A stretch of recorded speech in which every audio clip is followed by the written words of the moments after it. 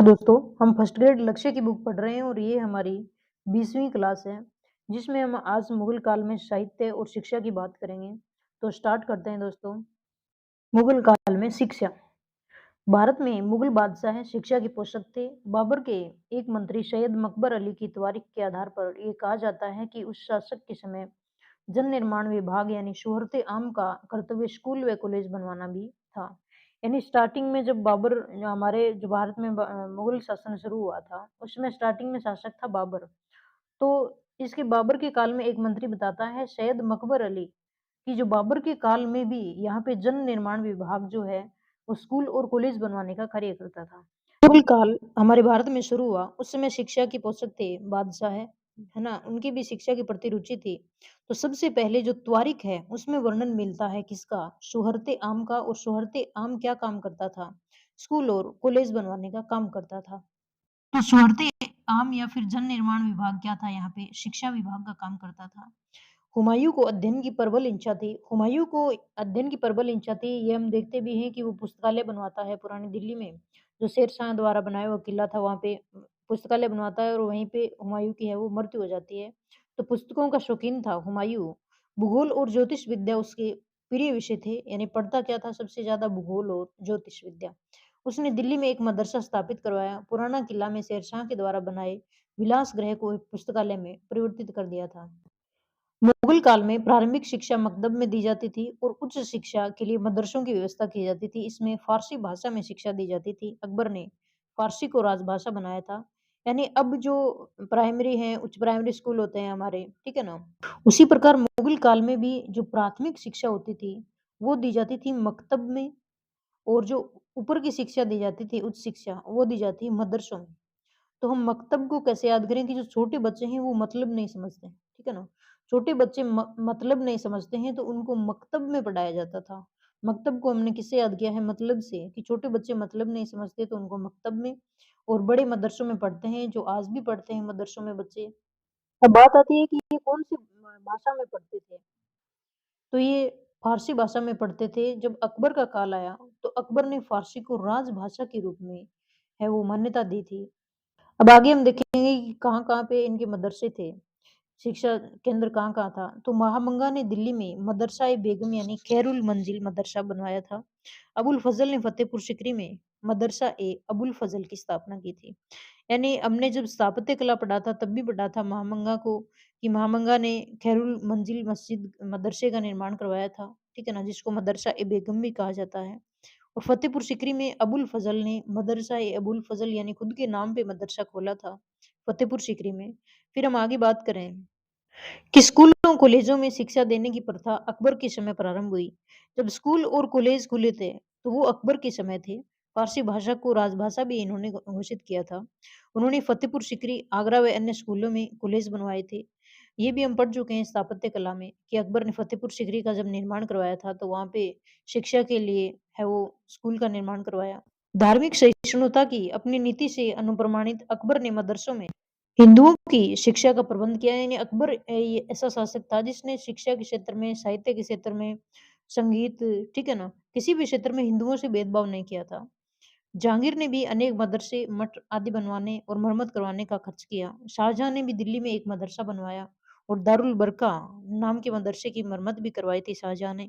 औरंगजेब की पुत्री जेबरुनिसा ने दिल्ली में उलूम नामक स्कूल खुलवाया था। यानी औरंगजेब की जो पुत्री थी जेबरुनिसा, जेबरूनिसा ने बेतुल उल उलूम नामक स्कूल खुलवाया था। हम इसको ऐसे याद करेंगे कि जेबरूनिसा का हम क्या लेंगे, ब्रूनी, ठीक है ना, और ये क्या है, बेतुल। तो ब्रूनी और बेतु याद कर लेंगे, ब्रूनी और बेतु, ठीक है ना, दो शब्द तो मिल रहे हैं थोड़े थोड़े। तो जेबरूनिसा ने बेतुल उल उलूम का निर्माण करवाया। लखनऊ का फरहंगी महल मदरसा न्याय की शिक्षा के लिए और सियालकोट का मदरसा व्याकरण की शिक्षा के लिए प्रसिद्ध था। यानी लखनऊ में एक मदरसा था, फरहंगी महल, ठीक है ना, वहां पे न्याय की शिक्षा दी जाती थी। वर्तमान में लखनऊ यूपी में है, और यूपी में क्या है, न्याय हाथों हाथ मिलता है ना। यूपी में योगी सरकार है तो यूपी में न्याय हाथों हाथ मिलता है। तो लखनऊ का फरंगी महल मदरसा है, वहां पे न्याय की शिक्षा दी जाती थी, ठीक है ना। लखनऊ में क्या दी जाती थी, न्याय की शिक्षा।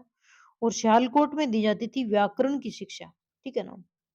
यानी व्याकरण जिनको आती है ना, उनको पूरे साहित्य का ज्ञान होता है, तो वो क्या होते हैं कोट पैंट पहन के एकदम तैयार होते हैं, तो सियालकोट, ठीक है ना? फिर व्याकरण की शिक्षा के लिए प्रसिद्ध था। ये अलग-अलग केंद्र थे। दिल्ली का शाह-ए-उल्लाह का स्कूल परंपरागत मान्यताओं की शिक्षा के लिए यानी दिल्ली में जो शाह-ए-उल्लाह स्कूल है, वो परंपरागत मान्यताओं को पढ़ाता था। ठीक है ना? परंपरागत मान्यता कहाँ पढ़ाई जाती थी? शाह-ए-उल्लाह यानी शाह जो होते थे वो मान्यताएँ बनाते थे। ठीक है ना? या फिर उल्लाह का हम ऐसे याद करें कि उलेमा जो होते हैं वो मुसलमानों में मान्यता जो है वो परंपरा बनाते हैं। तो शाह-उल्लाह स्कूल में मान्यता बनाते थे। बनारस बनारस हिंदू शिक्षा का बड़ा केंद्र था। ट्रेवेलियन ने इनकी प्रशंसा भी की है। बनारस हिंदू शिक्षा का बनारस तो अभी भी है हिंदू नगरी के रूप में माना जाता है। अब जो विभिन्न विषय होते थे और उनको पढ़ाने वालों को अलग-अलग नाम से संबोधित किया जाता था। उन्हें उनकी अलग-अलग उपाधियाँ होती थी। तो जो तर्क और दर्शन पढ़ाता था, वो होता था फाजिल, धार्मिक शिक्षा वाला होता था आमिल और साहित्य शिक्षा वाला होता था काबिल, यानी फाजिल, आमिल और काबिल। ठीक है? अब हम स्टार्ट करते हैं याद करना कि कैसे याद करें इनको। तो साहित्य शिक्षा का जिसको ज्ञान होगा, वो क्या होता है काबिल हो जाता है। जो साहित्य शिक्षा का ज्ञान कर लेता है, वो काबिल हो जाता है। धार्मिक शिक्षा का हम सुनते हैं कि क्या करना चाहिए, धर्म पे अमल करना चाहिए। तो धर्म वाला क्या हो गया? आमिल हो गया और तर्क दर्शन वाला अब क्या बचा फिर पीछे? फाजिल हो गया। तो तर्क और दर्शन फाजिल, धार्मिक शिक्षा पे अमल हो आमिल, साहित्य शिक्षा वाला काबिल होता है तो काबिल। आगे आता है मुगल कालीन साहित्य। 16वीं-17वीं शताब्दियाँ हिंदुस्तानी साहित्य का स्वर्णिम युग कहा जाती है। यानी 16वीं-17वीं शताब्दी है वो मुगल सल्तनत की जो शताब्दी थी, यानी मुगल काल था हमारे भारत में। तो उसी काल को हिंदुस्तानी साहित्य का स्वर्णिम युग कहा जाता है, क्योंकि यही गोल्डन पीरियड है हिंदुस्तानी साहित्य का। इसमें सबसे ज़्यादा साहित्य लिखे गए थे। इनमें जो है वो आत्मकथाएँ लिखी गई थी, जैसे जो अकबरनामा है, बाबरनामा है, तुज़ुक-ए जहांगीरी है, शाहजहाँनामा है, ठीक है ना? गुलबदन बेगम ने हुमायूँनामा लिखा था और जो पद्मावत है, सबसे जो हमारा ग्रंथ है, वो भी लिखा गया था। यानी ऐसे प्रकार के अष्टछाप कवि मंडली भी इसी टाइम थी। तो हम आगे से आगे इनकी एक-एक करके बात करेंगे। तो इस प्रकार से बहुत सारे ग्रंथ यहाँ पे लिखे गए थे। रामायण, महाभारत का यहाँ पे फ़ारसी अनुवाद किया गया था। तो इस प्रकार से हिंदुस्तानी साहित्य का स्वर्णिम युग कहा जाता है 16वीं-17वीं शताब्दियाँ। स्टार्ट करते हैं बाबर से कि बाबर के काल में कौन सी पुस्तकें लिखी गई थी। तो तुज़ुक-ए बाबरी यानी सबसे पहले आता है बाबरनामा। यानी जो भी मुगल शासक हुए हैं उन्होंने अपनी आत्मकथाएँ लिखी हैं और अपने नाम से लिखा है जैसे बाबरनामा, यानी इसमें बाबर के बारे में बताया गया है तुज़ुक-ए बाबरी में। तो तुर्की भाषा में लिखित बाबर की आत्मकथा ये तुर्की भाषा में लिखी हुई है। इसमें खानवा तक की लड़ाई का विवरण मिलता है। यानी बाबर ने शुरुआत में भारत में इब्राहिम लोदी को हरा के हमारे भारत पे शासन शुरू किया था और बाद में मार्च 1527 को बाबर और शांगा के बीच में भी लड़ाई हुई थी, उसमें इसने शांगा को हराया था। तो इस प्रकार से जो बाबर की जितनी भी लड़ाइयाँ हैं खानवा तक की, उनका सबका वर्णन मिलता है बाबरनामा में। शेख ज़ैनुद्दीन ख्वाजा ने इस किताब का फ़ारसी में अनुवाद किया था। यानी शेख ज़ैनुद्दीन ख्वाजा जो हैं, इन्होंने फ़ारसी में अनुवाद किया और अब्दुल रहीम खाने खाना ने भी इनका जो है वो 1589-90 में इसका अनुवाद किया था। तो यानी एक तो आ गया शेख ज़ैनुद्दीन ख्वाजा और एक आ गया खाने खाना, ठीक है ना? क्या नाम है? ख्वाजा और खाने खाना, खाने खाना। यानी ख्वाजा ने खाना खाकर क्या लिखा? बाबरनामा लिखा। ख्वाजा ने क्या किया? खाना खाया, खाने खाना और ख्वाजा को हमने याद कर लिया शेख ज़ैनुद्दीन ख्वाजा या फिर हम ऐसे कर लेते हैं कि ख्वाजा ने जितना भी खाना खाया और क्या लिखा? बाबरनामा लिखा, ठीक है ना? तो इसमें ज़ैनुद्दीन ख्वाजा और अब्दुल रहीम खाने खाना दोनों आ जाएँगे। अब ऐसे हम देखें कि ये खाना तो फिर मतलब ज़ैनुद्दीन ख्वाजा ने क्या खाया? खाना खाया, सबसे पहले खाया। सबसे पहले क्या काम करते हैं? खाना खाने वाला काम करते हैं, तो सबसे पहले कौन आता है? बाबर आता है। तो जब बाबरनामा लिखा गया था ना, जब तब क्या हुआ? ज़ैनुद्दीन ख्वाजा और खाने खाना की ट्रिक आती है शुरुआत में, ठीक है ना? बाबरनामा का अंग्रेजी में भी अनुवाद है। मिस बेवरिज ने इसका दूसरा अनुवाद 1905 में जो 2 भागों में है 1871 ईस्वी में इसका फ्रेंच अनुवाद भी मिलता है। यानी बाबरनामा का अंग्रेजी में, फ़ारसी में और फ्रेंच में मतलब 3-4 भाषाओं में अनुवाद मिलता है। बाबर की अन्य रचनाओं में एक मसनवी, एक सुप्रसिद्ध ग्रंथ का तुर्की अनुवाद भी मिलता है। अब बाबर के काल की तो एक ही इम्पोर्टेंट है बाबरनामा, जिसका हमने देख लिया कि फ़ारसी में अनुवाद किसने किया था, अंग्रेज़ी में बेवरिज और एरस्किन का नाम आता है। आगे आता है हुमायूँ। हुमायूँ के काल में सबसे पहले मलिक मोहम्मद जायसी ने लिखी थी पद्मावत, ठीक है ना? यानी पद्मावत देखो आप 1303 में जोहर हुआ था, चित्तौड़ में 1303 में जोहर हुआ था, रानी पद्मिनी ने 1303 में जोहर किया था और पद्मावत लिखी गई है 1540 में, है ना? यानी कितने टाइम के बाद में पद्मावत लिखी है? 137 साल के बाद में, यानी हुमायूँ के काल में। तो हम देखें कि जायसी हिंदी के श्रेष्ठ महाकाव्यकार थे। 1526 के बाद के प्रथम उल्लेखनीय लेखक मलिक मोहम्मद जायसी थे। यानी 1526 के बाद में हम बात करें तो मलिक मोहम्मद जायसी थे, जिसने 1540 में पद्मावत नामक दार्शनिक महाकाव्य लिखा, जिसमें चित्तौड़ के राणा रतन सिंह और सिंहलदीप के राजा गंधर्वसेन की कन्या पद्मावती के प्रेम का विवरण है, ठीक है ना? यानी कितने टाइम के बाद में पद्मावत लिखी गई है यहाँ पे हुमायूं के काल में। अब हुमायूं के काल में 3 इम्पोर्टेंट नाम आते हैं। एक तो आता है खोद मीर, दूसरा मंजन और तीसरा कुतुबन, ठीक है ना? खोद मीर, मंजन और कुतुबन, ठीक है ना? खोदमीर, मंजन, कुतुबन 3 नाम आते हैं। तो खोदमीर ने क्या लिखा? खोदमीर ने लिखा हबीब उश शियार कानून हुमायूनी की रचना की, यानी 2 ग्रंथ लिखे इन्होंने, हबीब उश शियार और कानून हुमायूनी। ये खोदमीर ने क्या किया? हुमायूं का कानून क्या है? हुमायूं का कानून खोद डाला, ठीक है ना? कानून हुमायूनी, कानून हुमायूनी में इसने क्या किया? हुमायूं का कानून खोद डाला और हबीब उस शियार, शियार को हम कैसे जोड़ेंगे कि हुमायूं का कानून खोदा किसने? शियार ने, है ना? या फिर हम ऐसे याद कर लें कि शियार खोद मीर ने हुमायूं का कानून क्या हुआ? खोदा। तो इससे हमें दो बुक याद करनी है खोद मीर से, हबीब उश शियार और कानून हुमायूनी, ठीक है ना? फिर आगे आता है मंजन। मंजन हिंदी सूफी प्रेमाख्यान परंपरा के कवि थे, यानी इनकी मतलब नाटकीय जो कविताएं आती हैं, इन्होंने 1545 ईस्वी में मधुमालती की रचना की थी। मधुमालती नाटक की हम बात करें कि इसमें क्या है, तो इसमें बड़ी इंटरेस्टिंग कहानी है कि कनकागिरी का राजा था सूरजभान और उसका पुत्र था यानी राजकुमार था मनोहर, ठीक है ना? अब मनोहर को डेली रात में क्या आती अप्सराएं आती और डेली क्या करती किसी राजकुमारी के पास उठा के उसको रख देती, ठीक है? और सुबह उसकी नींद खुलती तो वो वहीं पे मिलता अपने राजभवन में। तो एक दिन मनोहर को गुस्सा आ गया और वो क्या हुआ चल दिया किसके पास में उस राजकुमारी से मिलने के लिए कि जो डेली डेली सपने में मेरे को छोड़ के आती है मैं उसके पास जाऊंगा, ठीक है ना? तो मनोहर वहाँ से घूमता-घूमता महाराज जो नरेश था, विक्रमाराय की कन्या थी मधुमालती, यानी विक्रमाराय के जो है वो नगर में चला गया। कौन? मनोहर। और वहाँ पे जो मधुमालती की जो मम्मा थी, उसने देख लिया किसको? मनोहर को और मधुमालती को साथ में, क्योंकि ये मधुमालती से मिल लिया था वहाँ जाके। अब मनोहर को देख के मधुमालती के साथ में मधुमालती की जो माता ही उनको गुस्सा आ गया और उन्होंने क्या दे दिया? श्राप दे दिया। किसको? मनोहर को नहीं दिया, मधुमालती को दिया। यानी अपनी बेटी को ही श्राप दे दिया और क्या बना दिया उसको? चिड़िया बना दिया और वो मधुमालती है वो उड़ गई।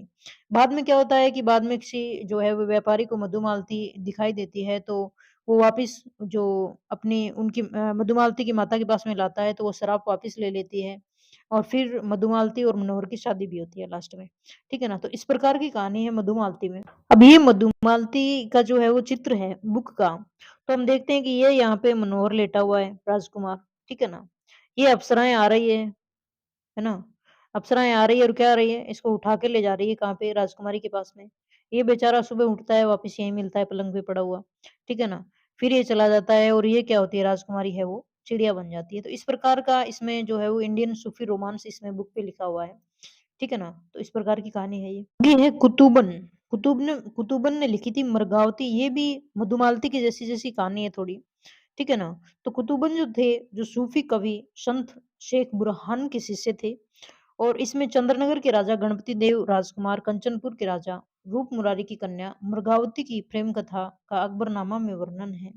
तो इसमें क्या है वो हम देखें। तो इस कहानी में बताया गया है कि मृगावती है ना, ये खुद उड़ना जानती थी, ठीक है ना?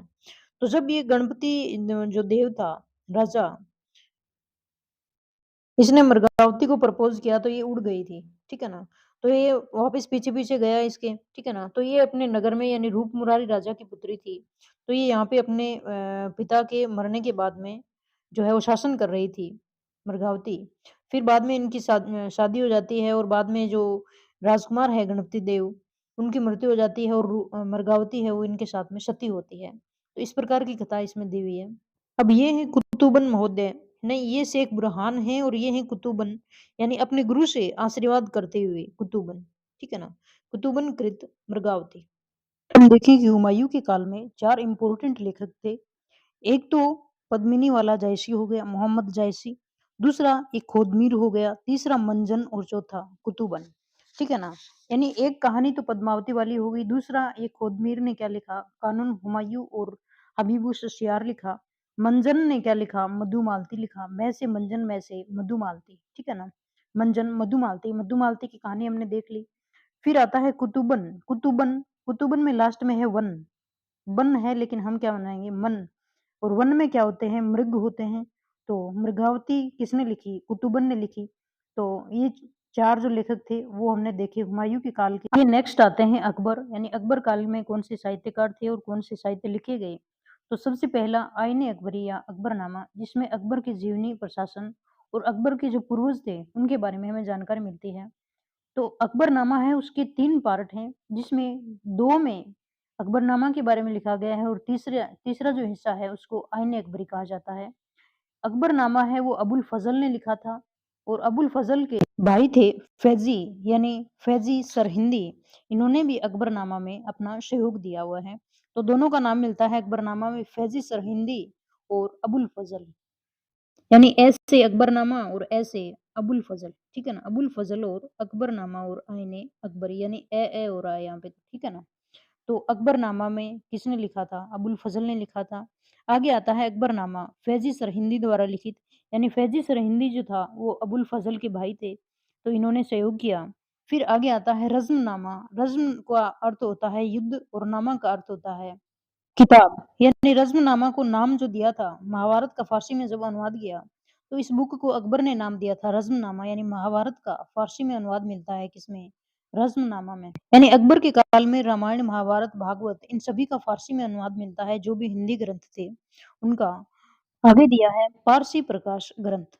कौन-सा प्रकाश? पारसी प्रकाश ग्रंथ। पारसी प्रकाश ग्रंथ में अकबर ने फ़ारसी और संस्कृत भाषा का एक कोश तैयार करवाया था। यानी भाषा कौन-सी थी? फ़ारसी और संस्कृत। फ़ारसी से हम याद करेंगे पारसी प्रकाश में क्या है? फ़ारसी भाषा और फ़ारसी के साथ में है संस्कृत, यानी फ़ारसी और पारसी। ठीक है ना? फिर आगे आता है अब्दुल कादिर बदायूनी, जो टोडा राजस्थान में 1540 में जन्मे थे। टोडा राजस्थान में जन्मे थे। कौन? अब्दुल कादुर बदायूनी, ठीक है ना? बदायूनी ने मुंतखाब उल तवारीख की रचना की। 1579 में रामायण का भी अनुवाद किया था। यानी 2 महत्वपूर्ण ग्रंथों पे काम किया था बदायूनी ने। यानी इनको हम याद करें ट्रिक से, तो यानी ये बंदा जो था बदायूनी, बदायूनी को हम क्या याद करें? बंदा। ये जो बंदा था, इसने कादिर ने क्या करी? कदर करी। किसकी? त्वारीख की। कौन-सी तारीख की? रामायण तारीख की इसने कदर करी थी। ठीक है ना? यानी अब्दुल कादिर बदायूनी ने मुस्लिम होते हुए भी रामायण की तारीख की कदर की थी। किसने? कादिर बदायूनी ने मुंतखाब उल तवारीख की रचना की और रामायण का भी अनुवाद किया था। तो ट्रिक से हमें याद हो जाएगा कादिर बदायूनी ने मुंतखाबुल तवारीख और रामायण का अनुवाद किया था। कहाँ के थे? राजस्थान के थे। ठीक है ना? तो बदायूनी बंदा ये ऐसा था कि इसने रामायण की कदर करी थी, तारीख की। आगे आता है हाजी इब्राहिम सरहिंदी ने अर्थवेद का, फैजी ने गणित की एक पुस्तक लीलावती का, मुकम्मल खां गुजराती ने ज्योतिष शास्त्र की एक पुस्तक तजब का, अब्दुल रहीम खान खाना ने वाक़यात बाबरी और मौलाना शाह मोहम्मद साहबादी ने कश्मीर के इतिहास का फारसी में अनुवाद किया। अब फैजी जो था ना, अबुल फजल का भाई था, ये हमें पता है। इन्होंने रामायण, महाभारत, योग वशिष्ठ, वेदांत का फारसी में अनुवाद किया था और इन्होंने एक पुस्तक लिखी थी, कौन सी? लीलावती। ठीक है ना? अब हम फ़ैज़ी को किससे याद करेंगे? फ़ैज़ी को हम फ़ौजी से याद करेंगे कि फ़ौजी क्या-क्या करता है? आर्मी मैन, फ़ौजी क्या-क्या करता है? तो फ़ौजी रामायण की तरह क्या करता है? राम की तरह वनवास लेता है, रामायण का अनुवाद। महाभारत की तरह क्या करता है? महाभारत की तरह युद्ध भी करता है, ठीक है ना? यानी फ़ौजी है वो युद्ध भी करता है तो महाभारत की तरह। योग वशिष्ठ, योग की तरह ही क्या करते हैं? योग भी करते हैं, फिट रहने के लिए, ठीक है ना? और लास्ट में आता है वेदांत, यानी ये वेदों का अंत भी करते होंगे, वेद भी पढ़ते होंगे, चलो मान लेते हैं अपन। और एक आता है फ़ेजी का लीलावती, ठीक है ना? यानी लीलावती को तो जैसे-तैसे याद कर लो कि कोई फ़ौजी की वाइफ़ होगी लीलावती, उसको छोड़ के जाता है, वनवास जाता है यानी रामायण का अनुवाद। वहाँ पे जाके युद्ध करता है यानी महाभारत का अनुवाद। योग वशिष्ठ यानी फिट रहने के लिए योग करता है तो रोग वशिष्ठ। और वेदांत यानी अंत करता है, वेद प्लस अंत यानी अंत करता है वेदों का। ठीक है ना? तो फ़ेजी के तो याद हो गए होंगे शायद, रामायण, महाभारत, योग वशिष्ठ और वेदांत। रामायण को हमने वनवास से याद किया, महाभारत को हमने युद्ध से याद किया, योग वशिष्ठ को हमने योग से याद किया और वेदांत को हमने अंत से याद किया और लीलावती को हमने फौजी की वाइफ से याद किया। ठीक है ना? ये फ़ेज़ी की और बंदायूनी की पुस्तक जो है वो इम्पोर्टेंट है, अकबरनामा इम्पोर्टेंट है और रज़्मनामा भी इम्पोर्टेंट है जो परीक्षा में पूछे जाते हैं। फिर हम बात करते हैं कि पद्य लिखने वाले सबसे विख्यात थे गिज़ाली, यानी पद्य लिखने में, कविताएँ लिखने में सबसे विख्यात कौन थे? गिज़ाली। इनका नाम क्या है? गिज़ाली। और हम याद क्या करेंगे? गज़ल, ठीक है ना? हम गज़लें याद कर लेते हैं, क्यों? गज़ल किसमें लिखी जाती है? पद्य में लिखी जाती है, तो हमने गिज़ाली का क्या बना दिया? गज़ली बना दिया, ठीक है ना? यानी गज़ल गाने वाला, पद्य लिखने वाला कौन होता है? गज़ली, तो ये इसका नाम क्या है? गिज़ाली। पद्य लिखने में माहिर कौन था? गिज़ाली। इसके बाद अबुल फ़ज़ल के भाई फ़ैज़ी का स्थान आता है, यानी 2 नंबर पे कौन आता है? फ़ौजी भाई साहब भी आते हैं, यानी फ़ैज़ी भी आता है 2 नंबर पे गज़ल लिखने में। ठीक है ना? फिर आगे आता है सिराज का सैयद जमालुद्दीन उर्फ़ी अपने समय में कसीदों का विख्यात लेखक था।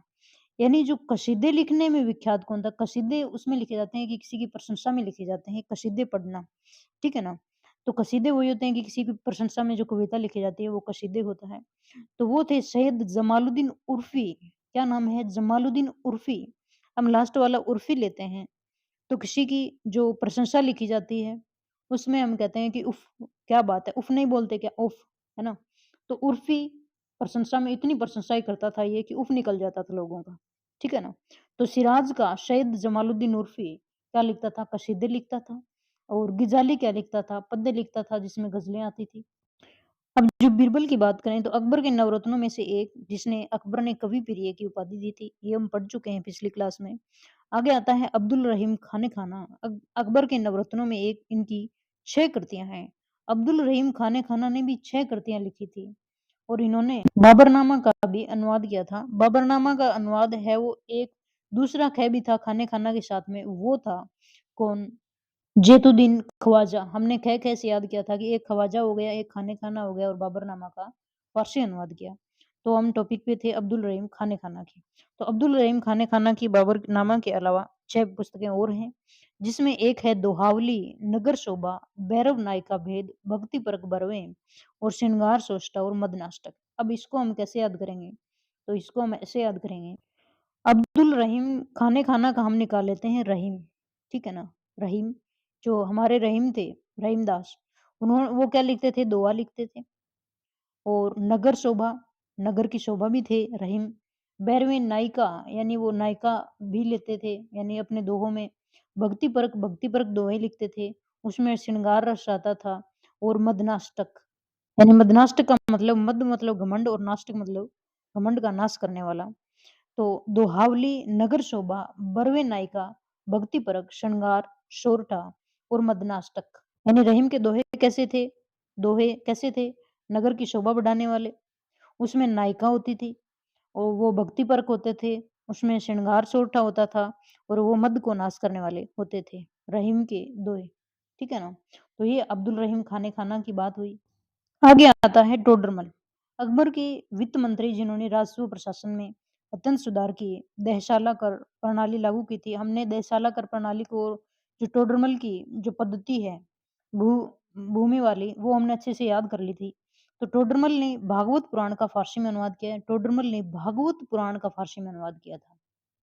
नहीं, ये इम्पोर्टेंट है कि भागवत पुराण का फारसी में अनुवाद किसने किया? तो वो किया टोडरमल ने। फिर मलिक अंबर को दक्षिण का टोडरमल कहा जाता है। अब ये मलिक अंबर कौन थे जो दक्षिण के टोडरमल कहलाए? यानी मलिक अंबर ने भी दक्षिण में वैसे ही बुरासो प्रणाली लगाई थी जैसे टोडरमल ने मुगल काल में लगाई थी। मलिक अंबर जो थे, इनके माता पिता ने इनको लावारिस छोड़ दिया था और किसी व्यापारी ने उठाकर इनको दक्षिण भारत में ले गए थे, यानी दक्कन क्षेत्र में और अहमदनगर में ये प्रधानमंत्री रहे थे, ठीक है ना? और मराठों की सहायता से इन्होंने मुगलों को भी परास्त दी थी।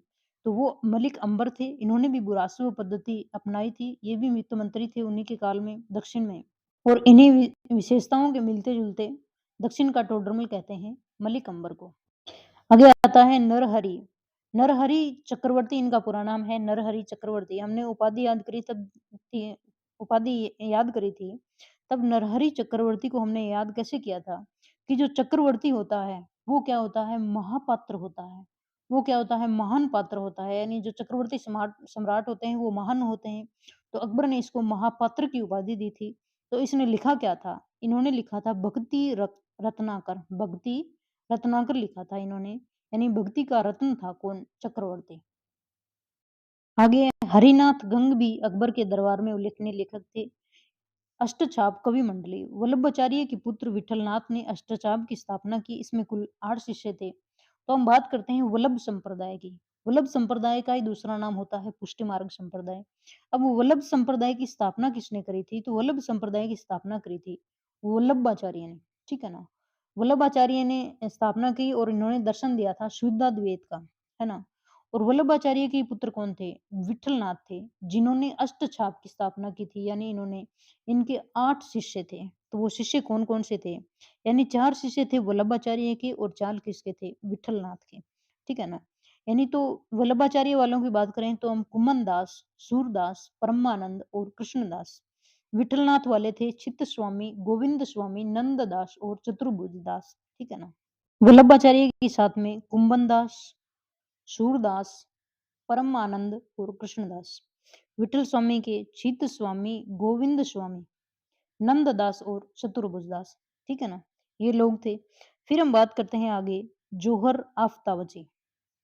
इन्होंने त तज़किरातुल वाक़ियात की रचना की। इसमें हुमायूँ के जीवन का विस्तार से वर्णन है।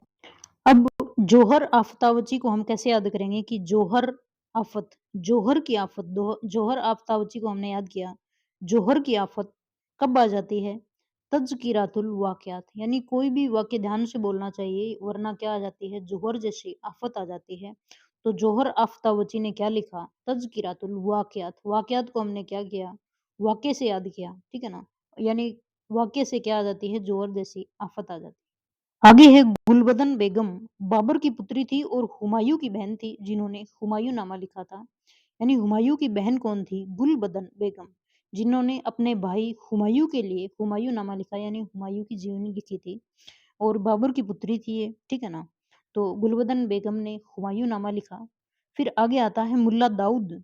इन्होंने तारीख ए अल्फी चंद्रयान की रचना की। चंद्रायन में लोरिक व चंदा की प्रेम कथा है। तारीख ए अल्फी दुनिया का इतिहास है। हम तारीख ए अल्फी के बारे में पहले भी जिक्र कर चुके हैं जब हमने चित्रकला पढ़ी थी। तो उसमें तारीख ए अल्फी के जो चित्र हैं वो जफरनामा में मिलते हैं। और ये जो पुस्तक लिखी गई थी वो लिखी थी मुल्ला दाऊद ने, जिसमें तारीख ए अल्फी हमने याद किया था कि जो एल्फी से क्या कर दिया गया था? एल्फी से भारत दुनिया के पूरे इतिहास को किसमें चिपका दिया गया था? जफरनामा में। ये हमने ट्रिक याद की थी। तो वो चिपकाने वाला कौन था? मुल्ला दाऊद था, ठीक है ना? दाऊद। और चंद्रायन की रचना की थी, यानी मुल्ला दाऊद ने तारीख-ए-अल्फी और चंद्रायन की रचना की थी। चंद्रायन में लोरिक व चंदा की प्रेम कथा है और तारीख-ए-अल्फी में दुनिया का इतिहास है, यानी पूरा इतिहास है वो अल्फी से चिपकाया हुआ है। ये आता है अब्बास खां सरवानी ने लिखा तोहफ़ा-ए-अकबर शाही। तो इसको हम याद करेंगे। अब्बास खां सरवानी में से हम क्या निकाल लेते हैं? सरवानी का हम शेरवानी बना लेते हैं। सरवानी का क्या बना लेते हैं? शेरवानी बना लेते हैं। और शेरवानी का तोहफ़ा किसने दिया? अब्बास ने दिया, यानी अब्बा ने शेरवानी का तोहफ़ा किसे दिया? अकबर को दिया। यानी तोहफ़ा-ए-अकबर शाही किसने लिखा? अब्बास खां शेरवानी ने, यानी शेरवानी का क्या? तोहफ़ा। ठीक है ना? अब्बास का क्या हो गया? अब्बा हो गया। सरवानी का क्या हो गया? शेरवानी हो गया। तोहफ़े का तोहफ़ा हो गया और अकबर शाही को अकबर को दिया था, यानी अब्बास खां शेरवानी, तोहफ़ा-ए-अकबर शाही। फिर आगे आता है बायज़ीद बयात तज़किरा-ए-हुमायूँ-ए-अकबर। यानी बायज़ीद को हम याद करते हैं। इसमें सबसे पहला क्या है? बायज़ीद। बायज़ीद को हम बोए याद करते हैं कि बोए। जिद को हम याद कर लेते हैं जिद, ठीक है ना? बोए जिद कर रहे हैं। कौन 2 बोए हैं? एक तो बोए है हुमायूँ और दूसरा कौन है? अकबर। यानी हुमायूँ और अकबर दोनों क्या कर रहे हैं? जिद कर रहे हैं, यानी बोए क्या कर रहे हैं? जिद कर रहे हैं। हैं तो ये बाप बेटे, पर हम इनको ऐसे याद कर लेते हैं। बायज़ीद को हम किससे जोड़ेंगे? हुमायूँ और अकबर से, ठीक है ना? फिर आगे आता है मीर अलाउद्दौला कज़विनी ने लिखा नफ़ाइस उल मासिर। कज़विनी ने क्या लिखा? नफ़ाइल उल मासिर, ठीक है ना? मासी किसने लिखी? वहिनी ने लिखी। वहिनी कौन होती है? मराठा में वहिनी को बहन बोलते हैं, है ना? तो कज़विनी वहिनी, विनी को हम क्या करेंगे? वहिनी यानी बहन, और मासी साथ में आ जाएगी, ठीक है? आरिफ कंधारी ने लिखी तारीख-ए-अकबरी। आरिफ कंधारी ने क्या लिखी थी? तारीख-ए-अकबरी यानी अकबर की तारीख। जैसे कोई एग्ज़ाम डेट आती है तो हम बोलते हैं कि तारीख है ना सिर पे आ गई, ठीक है ना? तारीख कहाँ पे आ गई? सिर पे आ गई। तो इन्होंने बोला है कि तारीख कहाँ पे आ गई? कंधों पे आ गई, ठीक है ना? तारीख-ए-अकबरी यानी अकबर की तारीख थी वो कहाँ पे आ गई? आरिफ को हम याद करेंगे आरी, ठीक है ना? आरी मतलब आ गई। क्या आ गई? कंधों पे तारीख आ गई, ठीक है ना? जैसे हम बोलते हैं कि सिर पे तारीख आ गई, वैसे ही यहाँ पे कंधारी ने लिखी तारीख-ए-अकबरी। आगे आता है मध्वाचार्य। माधवाचार्य ने लिखा था चंडी मंगल। माधवाचार्य का हम लेंगे माधव, माधव कृष्ण। और कृष्ण को हम कैसे किसके लिए याद करते हैं? कुछ मंगल करने के लिए याद करते हैं। तो माधवाचार्य ने लिखा चंडी मंगल, ठीक है ना? फिर आगे आता है निज़ामुद्दीन अहमद। निज़ामुद्दीन अहमद ने लिखा तबक़ात-ए अबकरी अकबरी। तो इसको हम ऐसे याद करें कि जो तबक़ाते, तबक़ाते का हम लेंगे तबका। तबका मतलब रोब, ठीक है ना? तो उस समय किसका रोब था? निज़ामों का रोब था, यानी मुस्लिम जो सल्तनत थी तो उसमें निज़ामों का क्या था? रोब था, यानी तबका था। किसका? अकबरी का, यानी निज़ाम अकबरी का तबका था मुगलिया सल्तनत में। फिर आगे है अब्दुल वाक़ी। अब्दुल वाक़ी ने लिखा था मासिरे रहीमी, मासिरे रहीमी। तो इसको हम कैसे याद करेंगे कि वाक़ी को हम याद करेंगे काकी, यानी चाची। काकी कौन-सी? रहीमी चाची, ठीक है ना? तो काकी ने क्या लिखा? मासिरे रहीमी। काकी और कौन-सी काकी? रहीमी काकी। आगे है जहांगीर। तो तुज़ु के जहांगीरी, जैसे सबके जो अपनी-अपनी आत्मकथाएँ हैं, तो जहांगीर की भी आत्मकथा थी तुज़ु के जहांगीरी। जो जहांगीर की आत्मकथा सामग्री और शैली की दृष्टि से जहांगीर की आत्मकथा का बाबर की आत्मकथा के बाद ही स्थान है। यानी बाबर की आत्मकथा के बाद जहांगीर की आत्मकथा आती है। एक नाम आता है उस्मान, उन्होंने चित्रावली की रचना की। उस्मान जो थे चित्रावली की रचना करी। इसमें नेपाल के राजकुमार सुजान और रूपनगर की राजकुमारी चित्रावली के प्रेम का वर्णन है। उस्मान को हम याद करेंगे आसमान, ठीक है ना? उस्मान को हम कैसे याद करेंगे? आसमान, और आसमान में क्या है? चित्रावली, यानी अनेक-अनेक चित्र दिखते रहते हैं बादलों के। यानी बादलों के चित्र में कौन दिख रहा था? राजकुमार सुजान और राजकुमारी चित्रावली, ठीक है ना? तो बादलों की अनेक-अनेक चित्रावली बनी होती है, कहाँ पे? आसमान में। तो उस्मान ने लिखी चित्रावली। फिर आगे आता है कवि बिहारी, इन्होंने शतसई लिखी थी। ये तो हमें पता है कि बिहारी शतसई जो आती है, तो बिहारी के दीक्षा गुरु स्वामी हरिदास थे, ठीक है ना? तो बिहारी शतसई तो हमें संयुक्त रूप से हम बोलते हैं बिहार शतसई, तो वो तो हमें याद ही होती है। फिर आगे आता है अहमद यादगार। अहमद यादगार ने तारीख़-ए-शाही की रचना की। ये किताब बहलोल लोदी से लेकर हिमू तक का वर्णन करती है। यानी जो शाही तारीख थी ना, तारीख़-ए-शाही, शाही का मतलब जो राजवंश से जुड़ी हुई थी, यानी इसमें जो वंश जुड़ा हुआ है बहलोल लोदी से लेके हेमू तक का, ठीक है ना? तो तारीख़-ए-शाही, तो ये तारीख कैसी हो गई? शाही हो गई, एक तो क्योंकि राजवंश के बारे में ज़िक्र है, और वो क्या है? यादगार है, यानी अहमद यादगार को सारी तारीखें याद हैं। कहाँ से कहाँ तक लेके? बहलोल लोदी से लेके हेमू तक, यानी सारी तारीखें याद है किसको? यादगार को, तारीख़-ए-शाही, और तभी हमें याद करनी पड़ रही है ना? तो यादगार ने क्या लिखी? तारीख़-ए-शाही, यानी शाही लोगों की पूरी तारीख लिखी। आगे आता है जगन्नाथ, इन्होंने आसफ विजय और चित्रमीमांसा खंडन नामक ग्रंथों की रचना की। जहांगीर ने जगन्नाथ को पंडित राज की उपाधि से सम्मानित किया था, यानी जगतनाथ, जगन्नाथ यानी जो जगत का नाथ है, वो क्या कर सकते हैं? विजय कर सकते हैं, और किसी का खंडन भी कर सकते हैं। चित्रमीमांसा खंडन का हम क्या करेंगे? खंडन, यानी विजय भी कर सकते हैं और खंडन भी कर सकते हैं। कौन? जगन्नाथ, ठीक है ना? और जगन्नाथ को जहांगीर ने पंडित राज की उपाधि भी दी थी, ठीक है ना? तो जगत का नाथ होगा वो तो पंडित राज तो होएगा फिर। तो पंडित राज की उपाधि किसको मिली? जगन्नाथ को। इन्होंने आसफ विजय और चित्रमीमांसा खंडन नामक ग्रंथ की रचना करी। आगे आता है इकबालनामा-ए जहांगीरी। इकबालनामा-ए जहांगीरी ने लिखी मुअत्तमिद खां, मुअत्तमिद खां। इकबालनामा को हम याद करेंगे कबूलनामा। इकबालनामा को हम कैसे याद करेंगे? कबूलनामा, ठीक है ना? और कबूल कहाँ से होती है? मुँह से होती है, तो मुअत्तमिद खां, ठीक है ना? मुअत्तमिद खां का हम क्या लेंगे? मुँह लेंगे, ठीक है ना? तो कबूल कहाँ से? मुँह से। तो इकबालनामा ने क्या लिखी? जहांगीर इकबालनामा-ए-जहांगीरी में क्या क्या क्या लिखी? मौत-मिद खां ने लिखी। जहांगीरकालीन जो अन्य पुस्तकें हैं उसमें मासिर-ए-जहांगीरी, जबूत-ए-तवारीख और वाक़ियात-ए-जहांगीरी भी है। जहांगीरकालीन अन्य लेखक हैं उनमें रायास बेग, नकीब खां, नियामतुल्लाह और अब्दुल हक देहलवी। अब आगे जो बची है शाहजहाँ की, औरंगज़ेब की जो 10-15 रचनाएँ हैं, उनको हम आगे वाली वीडियो में पढ़ेंगे क्योंकि ये वीडियो लंबा हो जाएगा नहीं तो। ठीक है? जय हिंद।